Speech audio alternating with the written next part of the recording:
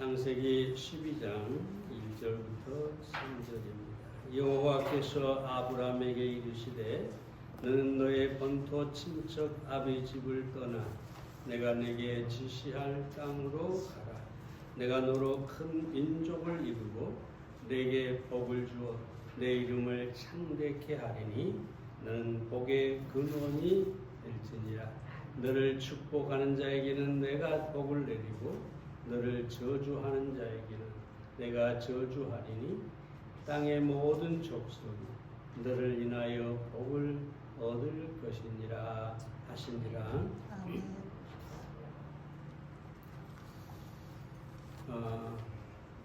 아브라함은 갈대아 우르를 떠났으나 하란에 약 15년 동안 머물러야 했습니다. 아마 그의 아버지 데라가 늙어서 먼 여행이 불가능했기 때문일 수도 있습니다.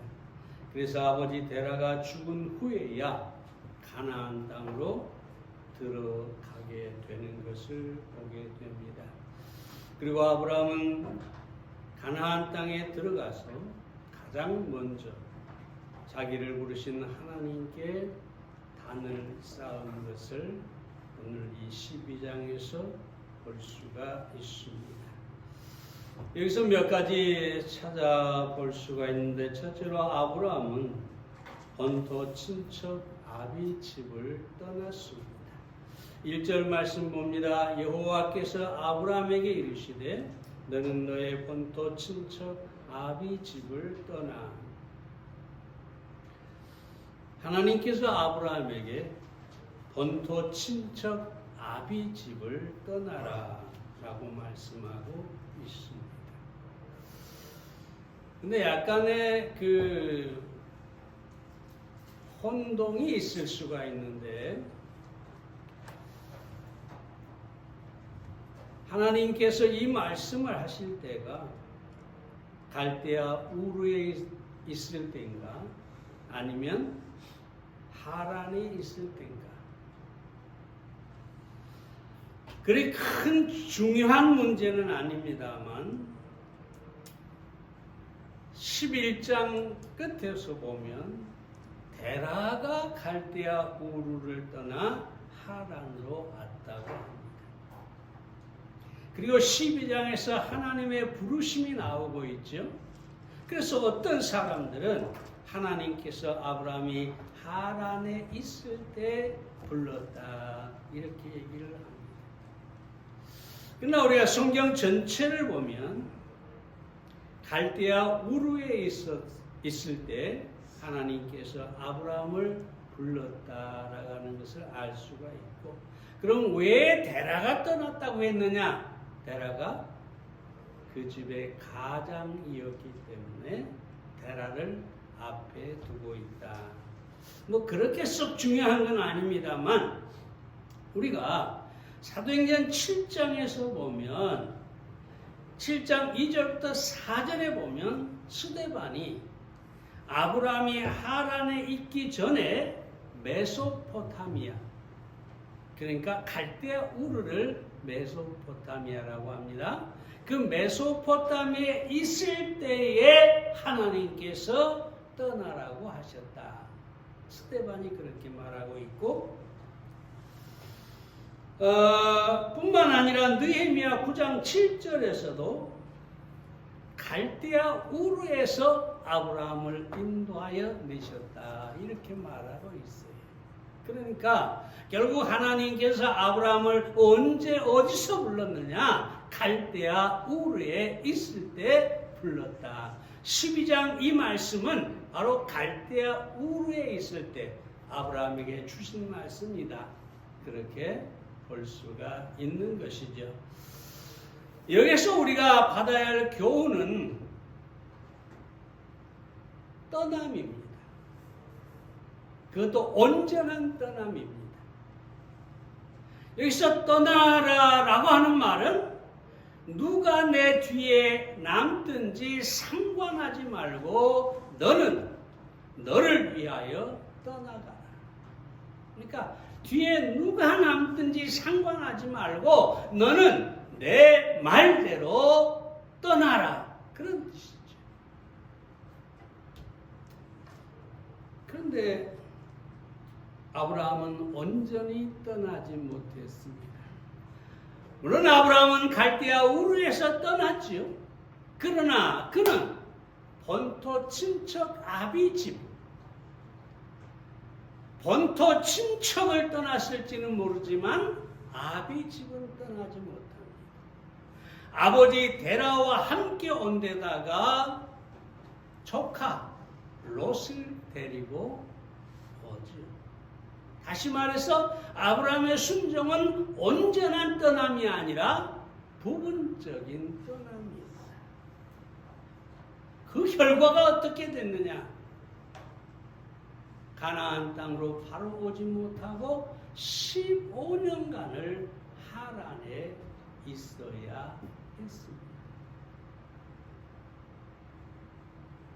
하나님께서 분명히 내가 지시할 땅으로 떠나라 하셨는데 이 부분적인 순종 때문에 결국 그 아버지가 연로했든지 어쨌든지 간에 중요한 것은 하란에서 오랫동안 머무를 수밖에 없었다.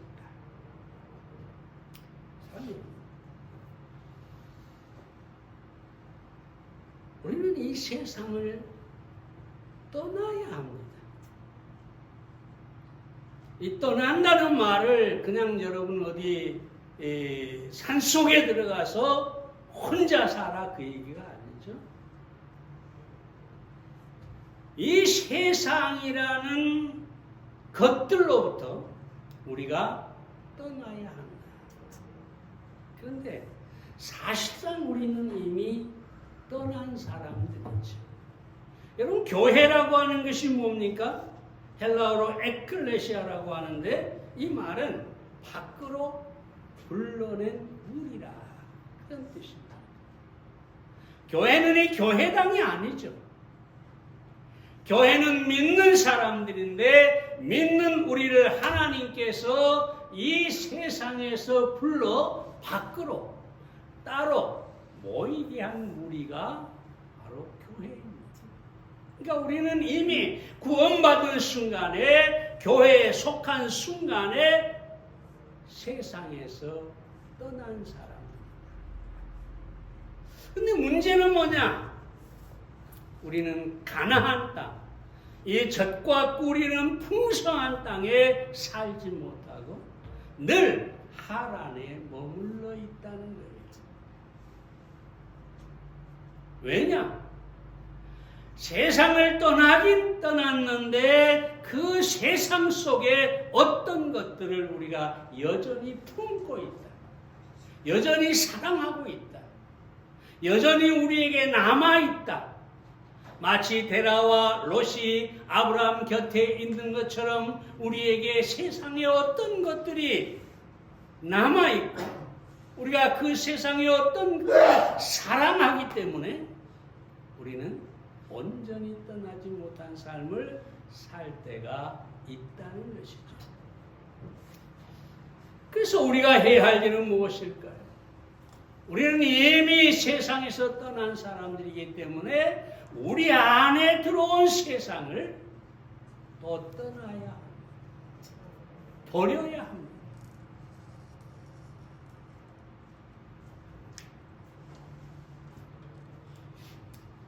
고린도후서 6장 14절에 보면 믿지 않는 자와 멍에를 같이 하지 말라 그렇게 말하고 있고 17절에 보면 너희는 저희 중에서 나와 따로 있고 라고 합니다.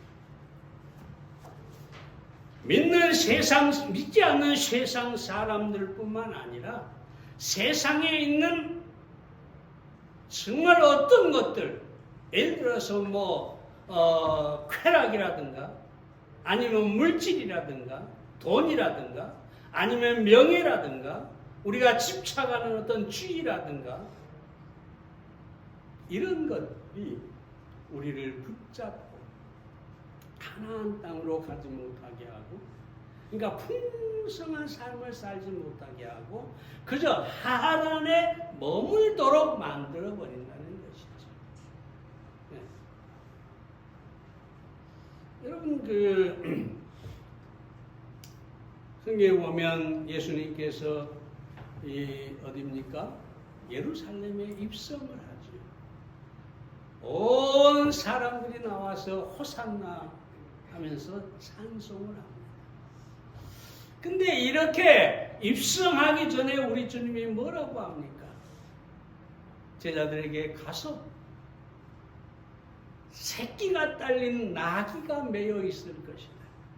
그 나귀를 풀어서 가져오라. 제자들이 매여 있는 나귀를 풀어서 가져오니까 사람들이 나귀 위에 겉옷을 깔고 예수님이 그 위에 타시게 했어요. 예수님께서 타고 예루살렘에 입성하니까 온 시민들이 나와서 호산나 호산나 하고 찬송을 합니다. 사람들 무슨 얘기냐? 만약에 이 나귀가 묶여 있는 데서 풀려서 떠나오지 못했다면 이 나귀는 그냥 나귀일 뿐입니다. 그냥 나귀일 뿐이에요. 근데 나귀가 풀려서 데리고 와서 예수님을 태우는 순간 이 나귀는 그저 평범한 나귀가 아니라는 거죠. 우리가 이 세상을 살면서 그저 세상에 매여가지고 세상에 집착해가지고 오직 그 세상 것만 추구하고 산다면 우리는 아무것도 아닙니다. 우리가 아무리 부자가 되고 아무리 건강하고 아무리 명예를 갖고 높은 지위를 가진다 할지라도 우리가 세상을 사랑하고 세상에 매여 있는 이상 우리는 아무것도 아닙니다. 왜냐하면 우리가 하나님 앞에 가는 순간 그 모든 것은 헛될 뿐이기 때문입니다. 그러나 만약에 우리가 이 나귀처럼 우리 주님을 그 등에 태울 수 있다면, 우리 주님을 높일 수가 있다면, 우리를 통해서 주님이 높아질 수 있다면 우리는 결코 헛되지 않는 삶을 사는 것입니다. 사랑해요. 그러므로 우리는 이 세상에 있는 것들을 사랑하고 거기에 집착하고 그리고 떠나지 못하는 일이 없어야 할 것입니다. 예전에 한번 얘기했습니다만 동가식 서가숙이라는 말이 있죠. 어떤 집에 애동딸을 두고 있었는데 두 집에서 청혼이 들어왔다고 그러죠. 동쪽 집은 부자인데 그 신랑감이 아주 못생겼어요. 근데 서쪽 집은 정말 가난한데 그 신랑감이 아주 잘생겼어요. 그래서 부모가 딸에게 물어보죠. 너 어느 쪽으로 시집을 갈래? 동쪽이냐 서쪽이냐 네가 선택해라. 그래서 한 말이 뭐라고요, 딸이? 응? 동가식 서가숙. 서가숙. 식은 먹을 거잖아요. 동쪽이 부잣집이니까 거기 가서 밥을 먹고 숙은 잠자는 거잖아요. 잠은 잘생긴 신랑의 집에 가서 하겠다. 참 영악한 딸이죠. 뭐 있을 수 없는 이야기인데 무슨 얘기냐 여러분. 주일날은 교회 와서 우리 주님 앞에 사랑한다고 고백을 하고 일주일 내내 세상 속에 살면서 세상의 쾌락, 세상에서 주는 어떤 기쁨들을 우리 위해서 우리가 동가식 서가숙하면 안 된다는 거죠. 우리는 이 세상을 온전히 떠나서 우리 주님과 함께 거룩한 삶을 살아가야만 되는 것입니다. 두 번째로 우리는 하나님의 약속을 믿어야 합니다. 1절 다시 보면 내가 내게 지시할 땅으로 가라. 지시할 땅은 보여줄 땅이라 라고 하는 말도 되는데 어찌됐든 간에 미래 완료형으로 아직 보지 못했으나 보여줄 땅이 있다. 내가 너를 지시할 테니 그리 가라 이 말이죠. 이 시점에서 아브라함에게 요구되는 것은 딱 한 가지입니다. 믿음입니다. 보세요. 어디로 가야 할지 방향도 몰라요. 얼마나 멀지 거리도 몰라요. 하나님 말씀하지 않아요. 몇 킬로를 가면, 몇백 킬로를 가면 이렇게 말하지 않아요. 동쪽으로 가면 그렇게도 말하지 않아요. 아무것도 알려주지 않고 내가 내게 지시할 땅으로 가라. 요즘 여러분 길 찾기가 참 편하죠? 왜요? 차를 타고 가면 내비게이션이 있죠. 그 내비게이션에서 말해줘요. 몇 미터에서 뭐 우회전하세요, 좌회전하세요, 뭡니까? 그 사진 찍히는 거 있잖아요. 네. 어찌됐든 간에 이렇게 계속 말해주잖아요. 아브라함에게 하나님께서 지시할 땅으로 가라 했을 때 이 지시하리라는 것은 마치 내비게이션 역할을 해주시겠다는 거예요. 네가 가는 길마다 내가 너에게 알려주겠다. 방향도 알려주고 속도도 알려주고 너는 내가 지시한 대로 가면 된다. 근데 요즘은 사람들이 내비게이션을 잘 믿잖아요. 그죠? 워낙 정확하니까. 근데 그때 당시에 하나님께서 지시할 땅으로 가라. 내비게이션이 없죠. 아무것도 없죠. 그래서 유일하게 아브라함이 할 수 있는 게 뭐냐? 믿음입니다. 내가 가면 하나님이 인도하신다고 했고 지시한다고 하셨으니 나는 믿음으로 가겠다 이 말이죠. 그래서 히브리서 11장 8절에서 믿음으로 아브라함은 부르심을 받았을 때 순종하여 장래 기업으로 받을 땅에 나갈새 갈 바를 알지 못하고 나갔습니다. 앞뒤만 붙이면 뭡니까? 믿음으로 갈 바를 알지 못하고 나갔다. 사랑하는 여러분, 믿음이 필요합니다. 믿음이 필요합니다. 어떤 믿음이 필요할까요? 하나님의 약속을 믿는 믿음이 필요한 것입니다. 내가 너에게 지시하겠다. 내가 너에게 정말 그 축복의 땅을 주겠다. 믿음.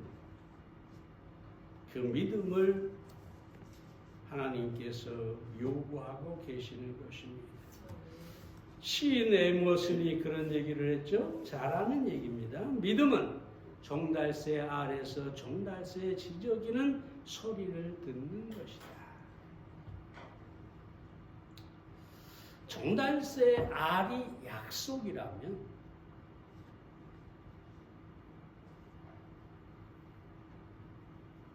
믿음은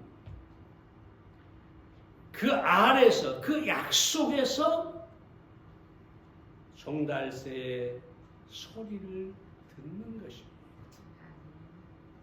당장 들리지는 않죠. 어떻게 아래에서 노랫소리가 나겠어요? 근데 믿는 사람, 이 종달새가 아래에서 깨어서 정말 앞으로 얼마가 지나면 하늘을 날면서 아름다운 종달새의 노래소리를 들려줄 것이다. 믿음으로 미래를 바라보는 것이죠. 그래서 믿음은 현재를 보는 게 아니라 약속하신 미래를 보는 것입니다.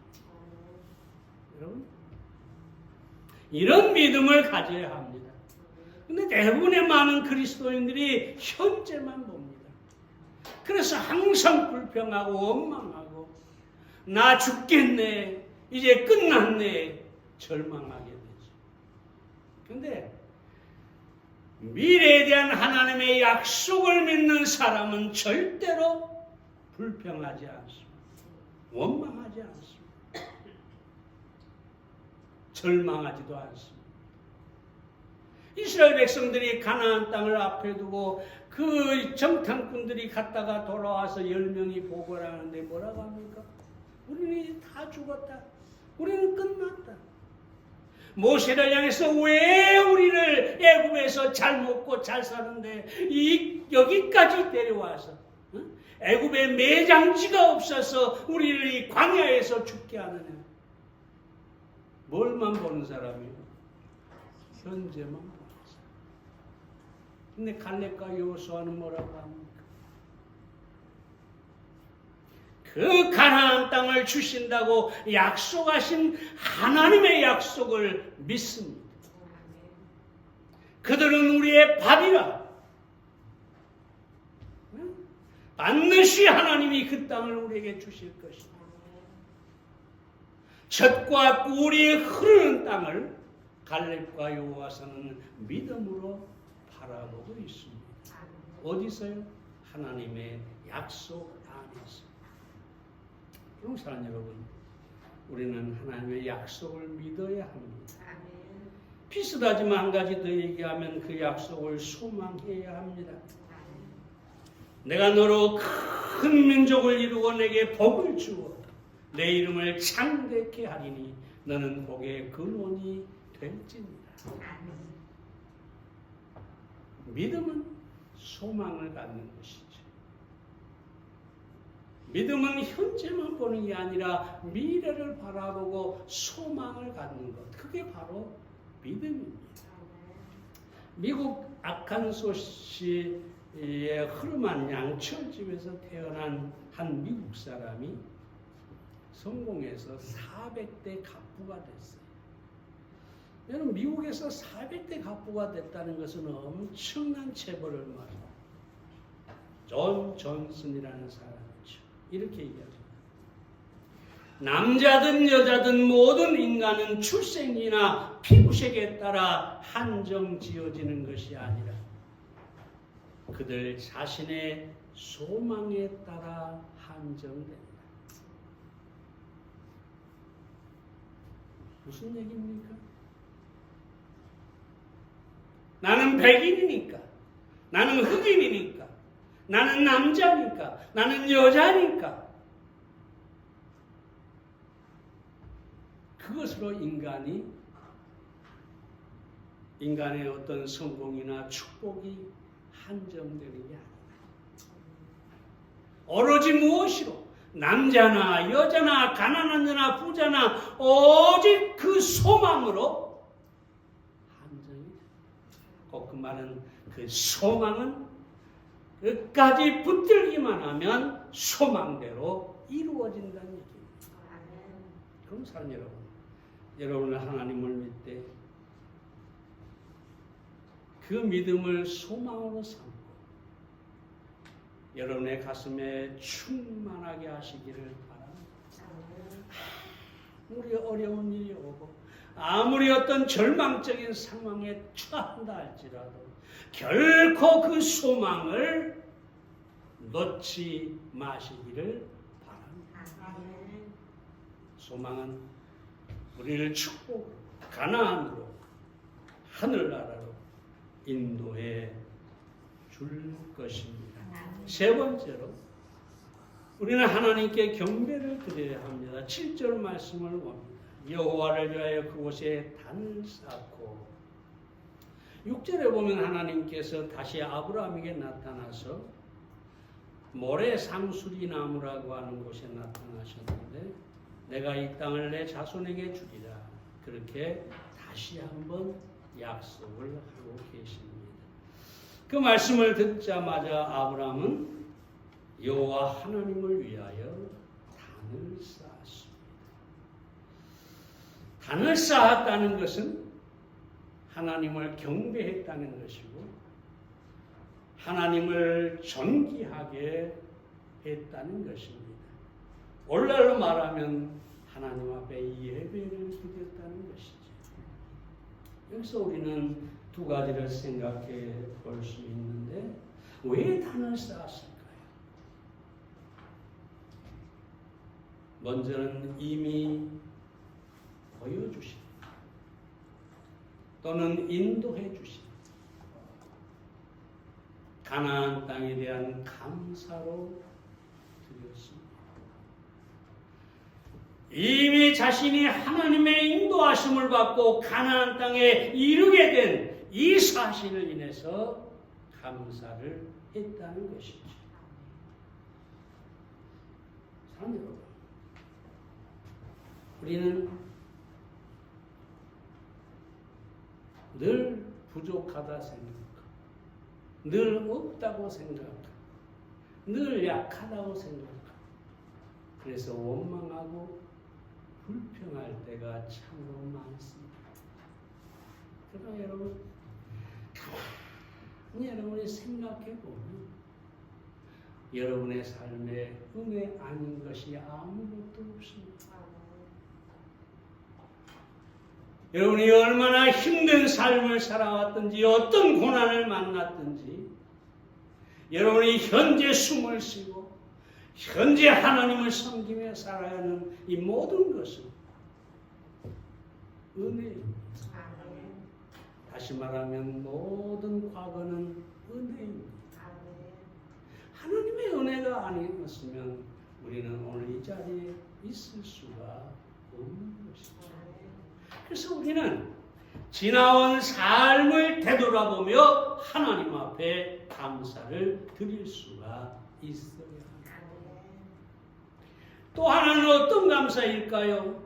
약속에 대한 감사입니다. 이 땅을 내 자손에게 주리라. 생각해 보세요. 믿음이 없으면 그냥 코미디입니다. 지난주에 말씀드렸지만 아브라함과 사레는 자식을 낳지 못할 몸을 가지고 있었어요. 근데 네 후손에게 이 땅을 주리라. 아니 자식도 없고 자식을 낳을 수도 없는데 오늘날로 말하면 그냥 불임인데 내 후손에게 주겠다. 한마디로 코미디 같은 얘기잖아요. 그런데 중요한 건 이것입니다. 아브라함은 그 말씀을 믿고 단을 쌓았다는 거죠. 감사의 단을 쌓았다는 거죠. 여러분, 진정한 감사는 과거에 대한 은혜를 감사해야 할 뿐만 아니라 미래의 하나님의 약속이 이루어질 것을 믿음으로 감사해야 합니다. 아직은 없어요. 아직은 자식이 없어요. 그런데 내 후손도 주고 그 후손에게 이 땅도 주겠다. 믿음의 감사입니다. 믿음으로 단을 쌓는 것이죠.